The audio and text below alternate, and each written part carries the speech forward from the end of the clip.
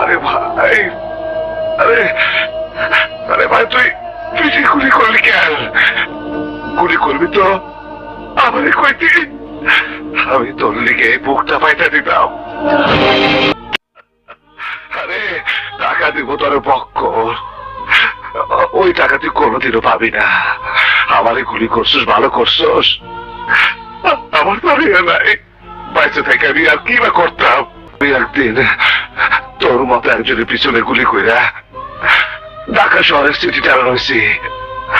আজ তুই আমার মতো টেরর গো, আমার মতো টেরর গো এই পরিণতি হয়। মরে যাবো আমি ঠিকই, কিন্তু আমার ঘরে যে কাঠে টানিয়া শুয়ে রয়েছে তার নিচে খালি দেখবি টাকা টাকা।